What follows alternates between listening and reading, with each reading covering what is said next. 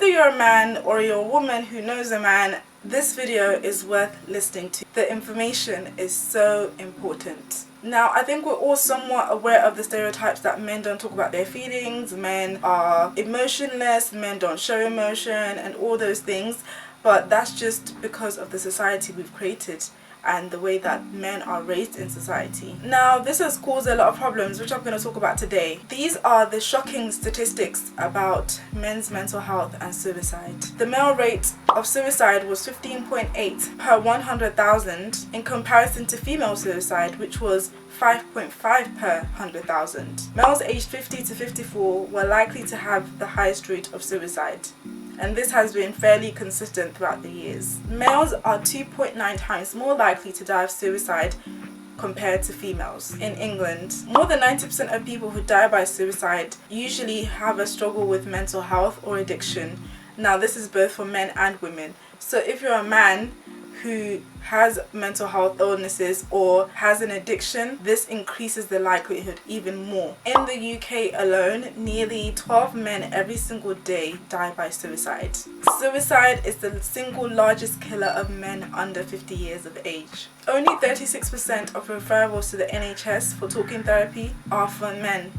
36% now, that's a very low number. So this might be really shocking or really hard to hear, but I think this is a conversation that we need to be having more of and more frequently, especially with the men in our lives, and encouraging them to talk. And even if they don't want therapy, we can offer them a place to talk and be free to share feelings without judgment, without criticism, without bombarding them, without stressing them out, without nagging. And I think that's not just a job for women in society, but for other men to be those people for other men as well. A lot of men are struggling silently, and if you are a man watching this, I urge you to find somebody to talk to. Open up to somebody. Yes, it's hard. It's probably not something you're used to. It might be something that you didn't grow up being used to. You probably don't really identify with your feelings a lot, and you probably don't really understand your feelings all that well. You're more logical than you are emotional, but it's so important that you learn to be in touch with your emotional side for the sake of your mental health. And if you have a mental health problem already or addiction, then you are at higher risk of dying by suicide. And so it's of the utmost importance that you reach out to a helpline, your GP, a family member, a partner that you trust, just anybody that can talk to you. And workplaces nowadays are offering counselling services, so if you can't afford counselling, check with your workplace if they have counselling that you can go to for free, and that can be fully confidential. Helplines are also very anonymous. You don't have to give any details about your name, your age, where you live. You can just call and talk to somebody and just let your feelings out. And in my previous video, I talked about journaling. If you're not ready to talk to somebody yet, start journaling. Do something in order to protect your mental health and protect your life, because there are so many people who need you on this earth, you know. If you feel like life is too hard right now, I promise you we want to listen. And if you don't know anybody in your life that you can talk to, come to me. My socials are in the description box. If the only person you feel like you can talk to is a stranger, I'm happy to listen, because I think anyone in your life would rather have you alive and crying than dead and bottled up with your feelings. You are needed and you are loved. Your mental health is important. The people in your life love you and care about you. And the next time somebody asks you, how are you doing? How are you? Tell them, be honest. Say, actually, I'm not okay. Actually, I'm struggling with this.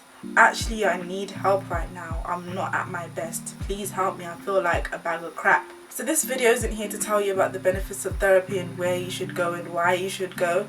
I'm just here to let you know that please speak up. Please go to somebody, because people can only really help you with what they are aware of.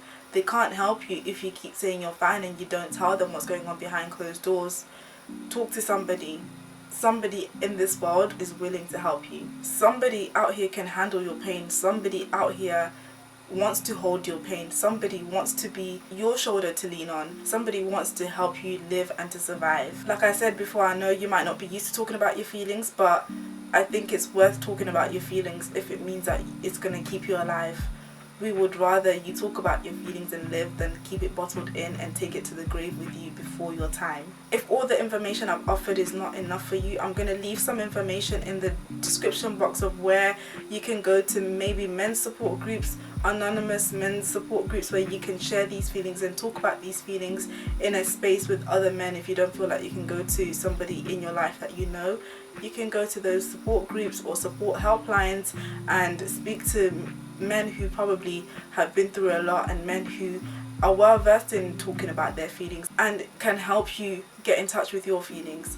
So dear men, please, it's important for you to speak about your feelings. We want to listen and we care. We don't want you to die by suicide. And thank you for tuning into this video, and I will see you next week. Bye.